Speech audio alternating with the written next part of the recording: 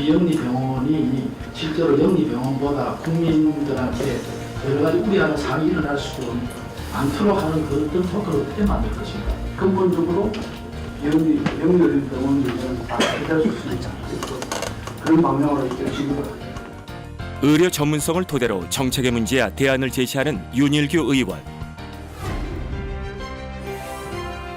신경외과 전문의에서 국회의원으로 건강한 사회를 향한 그의 도전이 시작되고 있다. 국회는 다양한 국민의 욕망을 모아서 정의라는 공공의 선을 만들어내는 과정, 그게 정치라고 나는 봐요. 묵묵히 민심을 전해 듣고 그 소리를 정부에 전하는 메신저.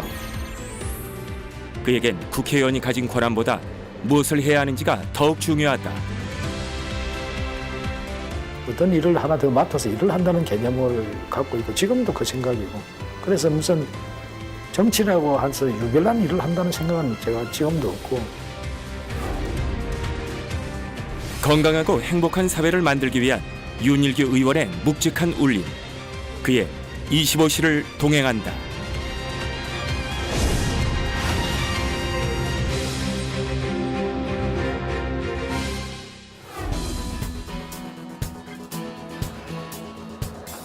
윤일규 의원을 만나기 위해 찾은 곳은 천안시에 위치한 중고차 매매 조합단지다. 내가 당신대로 한번 인사하고 안녕하세요. 당신대로 인사하고 아유 손 차다. 그는 현재 충남 천안시병 지역을 지역구로 두고 있는데 어려움에 처한 주민의 고충을 듣고 해결 방안을 모색하기 위해 이곳을 찾았다. 홈쇼핑 시장에 이렇게 진입하면서 이래 현장에서 직접 일을 하는 그런 그 중고차 판매 분야에 많은 분들이 직업적 위협을 많이 느끼는 것 같아요. 또 이분들의 의견이 충분히 우리가 고려해야 될 사항인가 하는 것도 국회 차원에서 한번 들여다봐야 된다고 저는 생각합니다. 민원이 제기된 해당 방송은 홈쇼핑이 시청자들과 중고차 전문 기업을 연결해주는 내용으로 상대적으로 중고차 시장에 대한 불만이 높았던 사람들은 방송에 큰 관심을 보냈다. 사실은 이제 조금은 이제 그동안의 매매, 지금은 좀 많이 바뀌었지만 옛날에는 이제 자동차 매매 보면은 여러 가지 이제 자기들 거래 관계에서 좀 불안해하고 좀 신뢰가 덜했다는 그런 그 풍토가 좀 있었다는 거는 옛날에는 좀 있었지 않습니까? 예, 옛날에는 있었는데 자동차 품질을 저희들이 상당히 엄격하게 확인한 다음에 나중에 이제 어떤 이상이 없다고 판단됐을 때 비로소 저희들이 소비자에게 정확한 고지를 하고 판매를 하고 있기 때문에 오프라인 중고차 시장도 고객 입장으로 생각하고 서비스 체계를 강화하고 있다. 하고 시에 도와도 윤일규 의원이 주민의 민원을 대하는 방식은 경청과 절제다. 힘든 점이 무엇인지 귀 기울여 듣고 최대한 자신의 의견을 제외한 주민의 생각을 국회와 정부에 전한다. 정치라 하는 거는 원래가 갈등을 이렇게 조정하는 역할을 하는 게 정치거든요. 국회라는 곳은 다양한 이런 갈등이라든지 요구라든지 욕망이라든지 또는 모순이라든지 어떤 사회적인 모든 문제점들이 국회로 다 들어옵니다. 그렇지만 그거는 다수의 집단에 또는 국민 전체에 이익이 되는 쪽으로 가야 되고 그 이익을 해석하는 수단은 상식선이어야 된다는 거죠. 그런 식으로 발전해 나가는 것을 정의라고 부르게 되고 결국은 국회는 다양한 국민의 욕망을 모아서 정의라는 공공의 선을 만들어내는 과정, 그게 정치라고 나는 봐요. 위기를 기회로 삼아 고객과의 신뢰 구축에 힘쓰자는 게 그의 의견. 꾸준히 관심을 가질 것을 다짐하고 오전 면담을 마쳤다.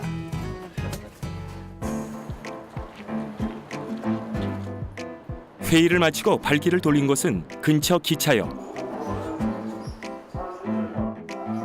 그는 과거 대한신경외과학회 회장을 역임할 때도 서울에서 열리는 모든 회의에 대중교통을 이용해 참석할 만큼 검소한 삶을 살아왔다. 국회의원 당선 이후에도 수행 차량 없이 자택이 있는 천안에서 여의도로 매일 기차를 이용해 출퇴근하며 서울 안에서는 지하철이나 버스를 이용해 일정을 소화하고 있다. 대중교통이 아니라 그게 편리하잖아요. 편리하고 또 과거에 그렇게 살아왔고 삶의 패턴을 굳이 바꿀 만한 일이 없잖아요. 뭐 일반 국민들도 그러는데 뭐 국회의원이라고 뭐 특별히 다를 이유가 없잖아요.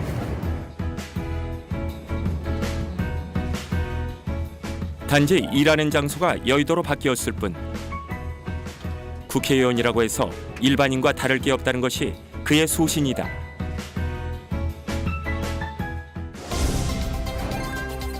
현재 국회 보건복지위원회 위원으로 활동 중인 윤일규 의원.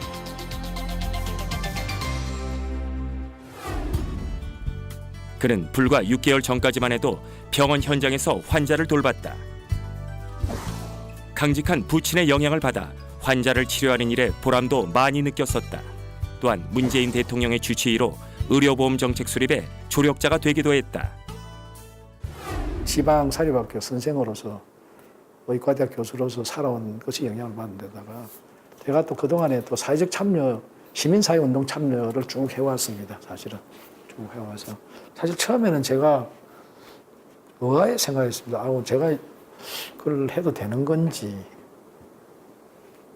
그래서 제가 선택하는 것보다는 쟤를 선택해도 괜찮겠느냐를 내가 되물었어요. 경남 거제 출신으로 전남에서 박사학위를 받고 천안의 병원에서 일을 한 그는 몸소 지역주의의 벽을 두드렸던 사람이다. 건강한 나라를 만들기 위해 자신에게 기회가 왔다고 여기고 2018년 6월 재보궐선거에 출마했다. 그리고 약 63%라는 큰 지지를 얻으며 충남 천안시병에서 당선됐다. 그는 지역구 천안의 미래를 어떻게 보고 있을까?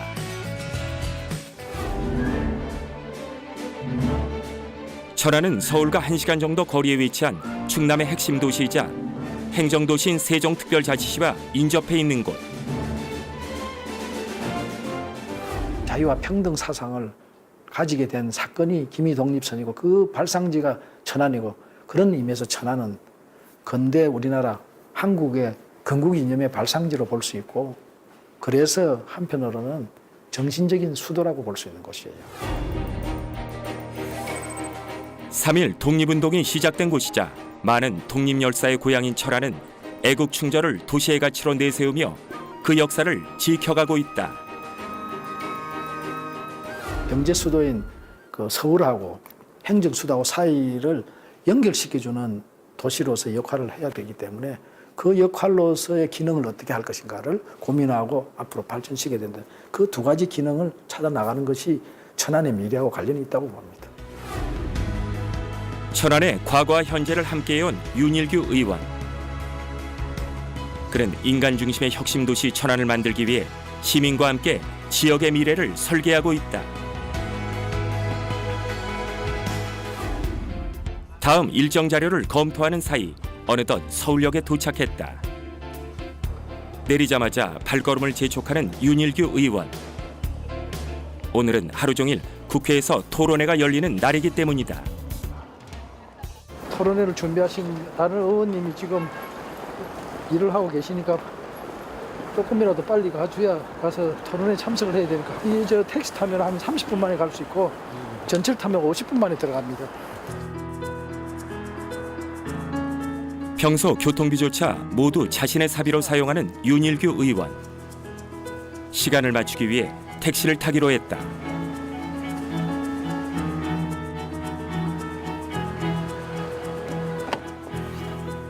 (20년이나) 운전을 했지만 국회의원은 처음 만난다는 운전사는 택시를 이용하는 정치인의 모습이 생소한지 연달아 질문을 던진다.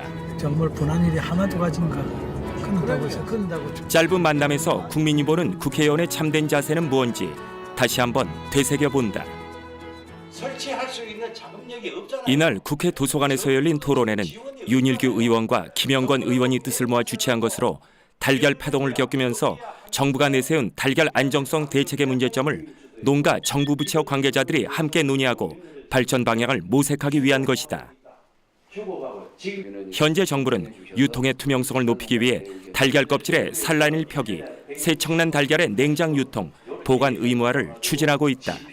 리스트를 만들어가지고 농가들한테 권면하는 걸로 끝났습니다. 그리고 유럽법이 제정이 됐습니다. 어떻게 제정이 됐냐면은 세척을 안 하라고 그랬어요. 세척 안 하고 그냥 그 기존 방식대로 그냥 그 뭡니까 브러쉬 소독해가지고 브러쉬로 해가지고 출고시키는 방법 이 방법으로 전환을 했습니다. 왜 그런데 굳이 우리나라는 이렇게 해야 되는지 저는 이해가 안 가요. 달걀 세척 시 보호막이 손상돼 세균에 오염될 수 있다는 게 업계 관계자의 지적. 산란일 표기 또한 불필요하다는 의견이다. 생산한 날짜가 짧을수록 신선하다는 단순한 생각에서 출발하는 이렇게 했습니다. 사실은 국민들은 그냥 날짜가 찍힌 것이 우리 다른 우유나 다른 상품들 있잖아요. 현장의 어려움이야 마음을 잘 전해진 것 같고 경론이 아주 정말 재밌게 서로 뭐 이야기를 주고받아서 충분히 서로 소통했다고 봅니다. 나름대로 최선을 다해서 이 정부 측하고 국회 측에서 수정을 하도록 노력하겠습니다. 침체된 양계 산업이 살고 소비자 생산자가 보호되는 대책을 마련하기 위해 관심을 기울일 것을 다짐하며 토론회를 마쳤다. 현안을 안전하고 위생적으로 국민들에게 유통하게 되는 시스템을 만들어주는 제도잖아요. 얼마나 좋아요. 자, 그렇잖아요. 그러니까 사실은 이게 국회가 하는 일이잖아요. 현장에 있는 국민과 또 현장에 있는 생산자 사이의 갈등을 국회가 양쪽의 주장을 다 받아들여가지고 그걸 조정해야 하는 게 그게 정치고 국회잖아요. 원래 국회 기능이잖아요.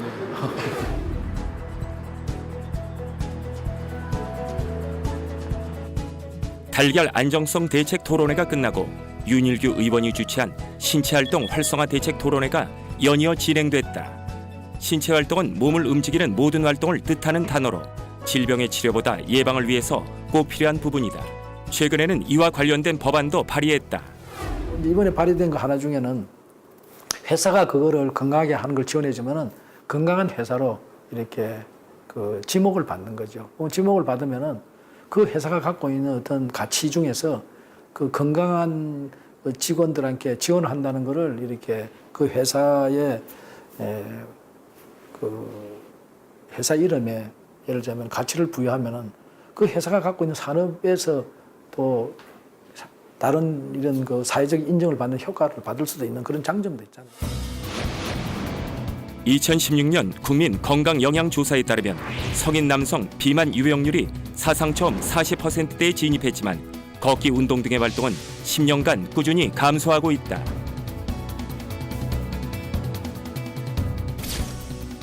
이에 실제 직장인의 생활습관 개선에 영향을 줄 수 있는 직장에서 물리적, 사회적 차원의 환경 변화를 이루고 가장 적절한 건강관리가 이루어질 수 있도록 하는 내용의 법안이다. 또한 학교, 마을에서도 건강 친화 환경을 조성해 국민 삶의 질 향상에 기여할 수 있다. 국민 전체가 사실은 건강한 그 삶을 유지하기 위해서 어떠면은 개인이 그동안에 호불호를 갖고 운동을 선택하던 거를 국가가 거의 때로는 의무적으로 이렇게 권고하기 위해서 다른 나라처럼 이렇게 일정한 운동을 하게 될 경우에 거기에 발생하는 비용의 뭐 일부를 뭐 3분의 1도 좋고 2분의 1 좋고 그런 거를 이제 지원해서 주면은 그러니까 본인은 건강한 삶을 준비할 수가 있고 첫째 그렇잖아요. 두 번째는 체육 산업이 새로운 서비스 산업으로서 체육 산업이 굉장히 발전하게 됩니다. 그렇기 때문에 새로운 또 산업을 발전시키는 계기가 만들 것이고요. 세 번째는 그렇게 되면은 건강한 사람이 많아지면서 질병에 걸리지 않은 사람으로 인해서 건강보험 의료비가 굉장히 전략이 될 겁니다. 그럼 전략이 되면 그 돈으로 또 다른 생산적인 사업을 또 국가가 할 수 있겠죠. 신체 활동을 많이 할수록 우울증과 정서적 불안이 많이 해소되고 만성질환, 심혈관 등의 문제에서 향상 효과를 얻을 수 있다. 해외에서는 이미 신체 활동에 대한 장려 정책을 활발하게 펼치고 있다.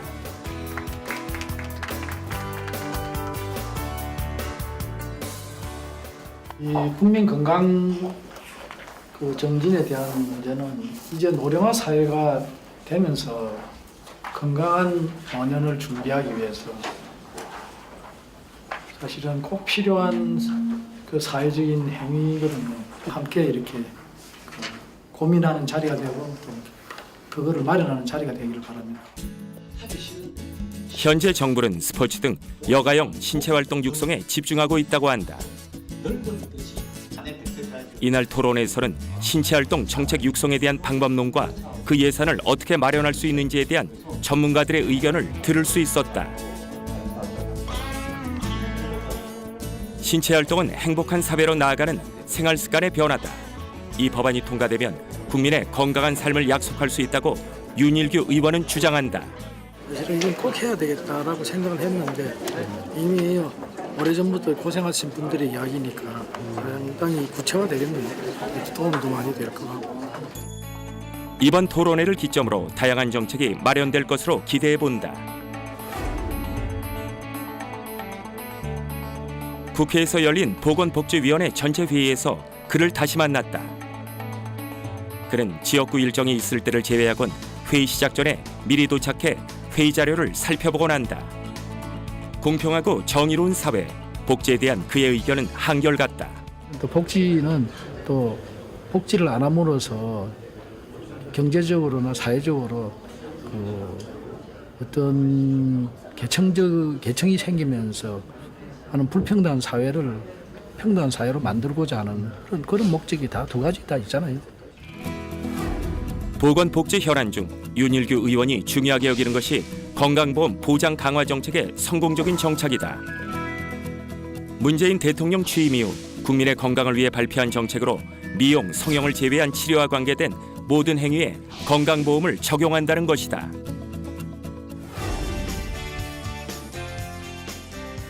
해당 내용에 대해 각각의 의견이 다양해 틈이 날 때마다 동료 의원과 서로의 생각을 주고받는다.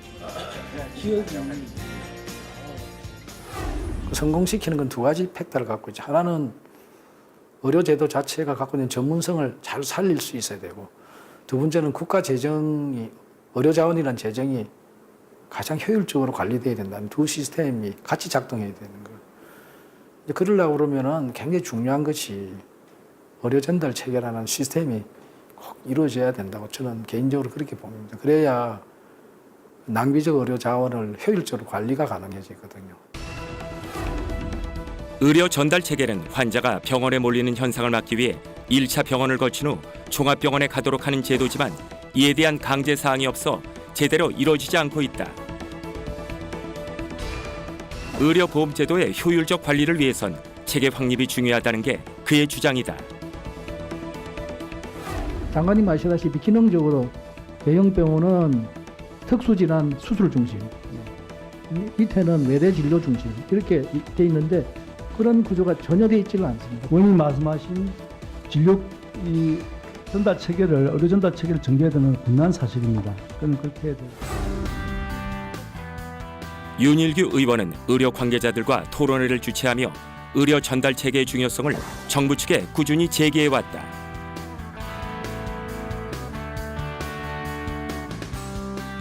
그동안 암 환자 등 많은 이들이 지역에서 충분히 해결할 수 있는 건강 문제를 수도권에 올라와 진료받는 등 여러 부담을 감수해야 했다.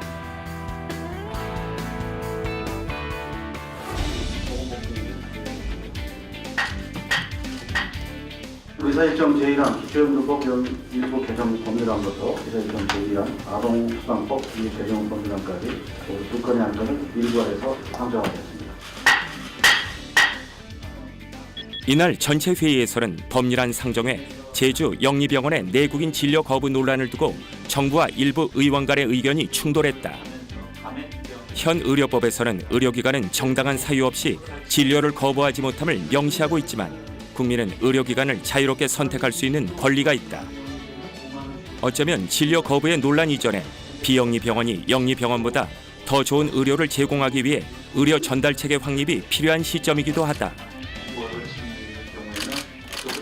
국민이 걱정하는 대로 비영리 병원이 경쟁해서 비영리 병원이 실제로 영리 병원보다 국민들한테 여러 가지 우려하는 사항이 일어날 수도 않도록 하는 그런 효과를 어떻게 만들 것인가. 사실 그 취약점 중에 하나 우리가 의료 전달 체계나 이런 것들이 굉장히 지금 문재인 케어를 하려는데도 불구하고 굉장히 부실하잖아요. 근본적으로 영리 병원을 다 해결할 수 있는 그런 방향으로 이제 진행을 하겠습니다. 필요한 계층의 지원을 확대하는 이별적 선택적 복지를 강화하는 것이 우선을 생각합니다. 건강보험 강화 정책의 성공적인 정착을 윤일규 의원은 바라고 있다. 큰 그림으로 볼 때는 문재인 케어라는 큰 틀의 의료 제도를 우리나라가 세계 어느 나라보다 안정되게 만들려고 그러면은 의료 전달 체계가 확실하게 확립되는 그런 데서부터 출발이 돼야 될 것이다. 그래서 그 제도를 정착시키기 위해서 제도도 만들고 법안도 만들고 또 국민을 계도하고 설득도 해야 되고 그런 노력이 좀 필요하기 때문에 그것을 잘 이루어 나갈 수 있는 필요한 법안이라든지 공청회라든지 또는 계몽운동이라든지 또는 언론을 통해서 국민들에게 알리는 일이라든지 그런 거를 꼭 해야 되지 않겠느냐 하는 생각이 제일 먼저 앞섭니다. 고령화 사회로 접어들면서 국민의 바람은 단순히 오래 사는 게 아닌 건강한 삶을 영위하는 것에 있다. 그리고 지금 윤일규 의원이 외치는 것은 속도가 아닌 정확성이다.